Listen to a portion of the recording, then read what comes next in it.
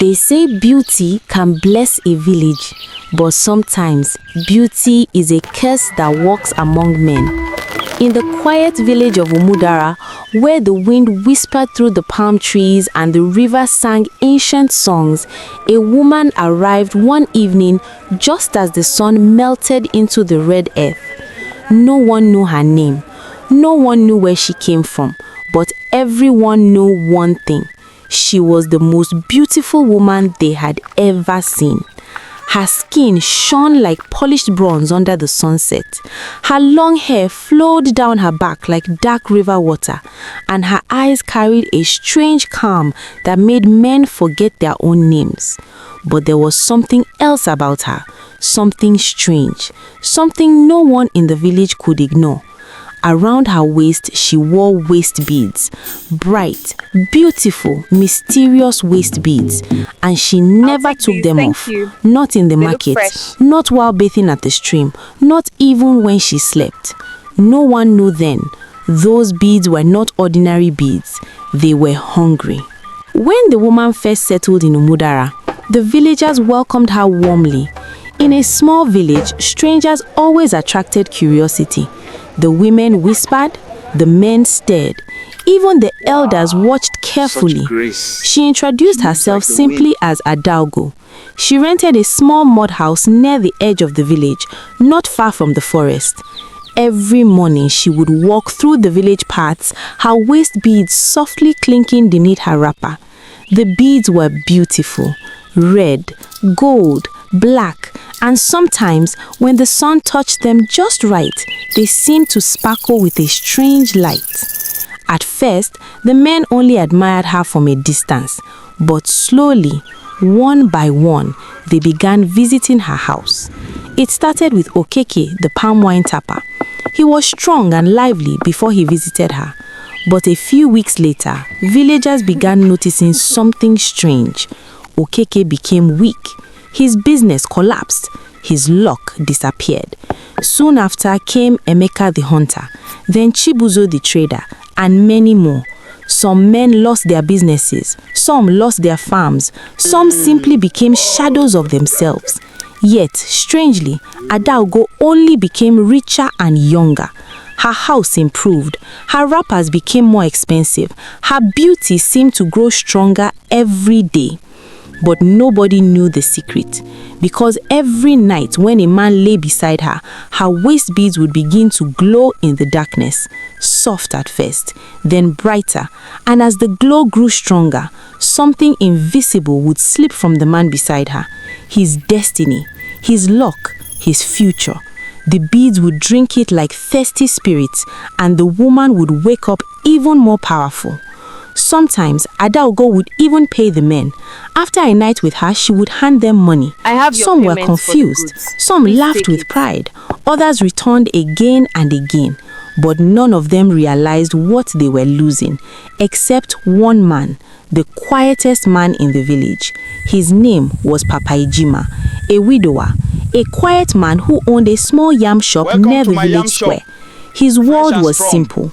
Wake up, open his shop, sell yams, return home, take care of his two little twin daughters. The girls were his entire life. Their laughter filled his compound. Their tiny voices called him Papa every morning, and he worked day and night to make sure they never felt the pain of losing their mother. Papa Ejima rarely spoke to anyone. He avoided gossip, avoided trouble, avoided women, especially Adaogo. While other men chased her beauty, Papa Ejima simply minded his shop.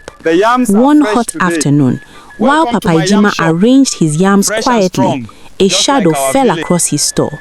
He looked up and nearly dropped the yam in his hand. It was Adaogo, the woman every man in Umudara talked about. She stood there smiling gently. Her waist beads glittered softly beneath her wrapper. Good afternoon, she said sweetly. Papa Ejima cleared his throat nervously. Good afternoon. She picked up a yam and examined it. These look fresh. Yes, I harvested them myself, he replied shyly. But instead of leaving, she sat down beside him and began talking. Papa Ijima could hardly believe it. The woman the whole village chased was sitting in his little yam shop, talking to him as if they had known each other forever. After that day, she kept returning, sometimes to buy yams, sometimes just to talk. The villagers noticed. The men grew jealous, but Papa Ijima remained humble. He never chased her, never begged her, never flirted. And that made Adaogo even more interested, because every man before him had been easy, too easy. But Papa Ijima was different.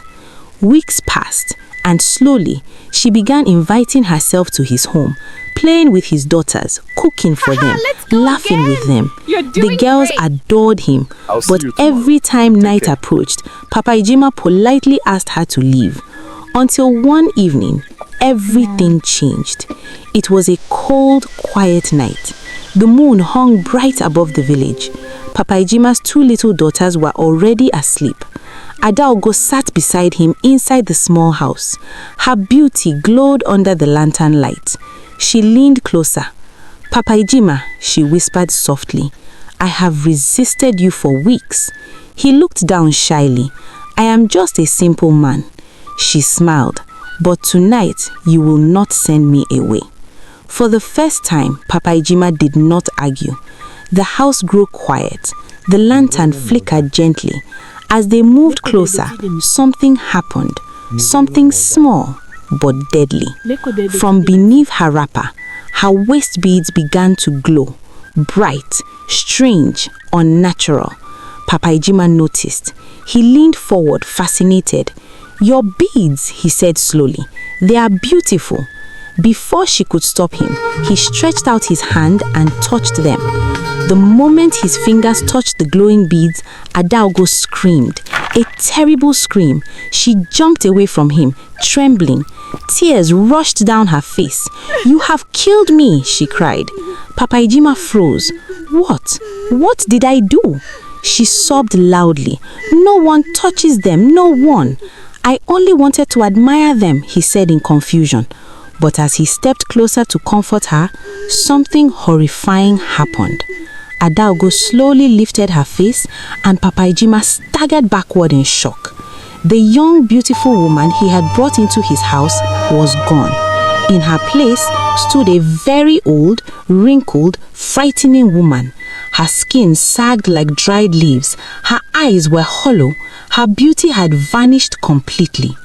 Papa Ijima trembled. Who are you?" The old woman cried bitterly. "You have broken the spell. My youth, my power, everything is gone." The glowing beads suddenly snapped and scattered across the floor, their light fading into darkness. Through tears, she confessed everything. How the beads stole the destinies of men, how she had fed on their futures to stay young, how the spirit warned her never to let a man touch the beads because the spell would break.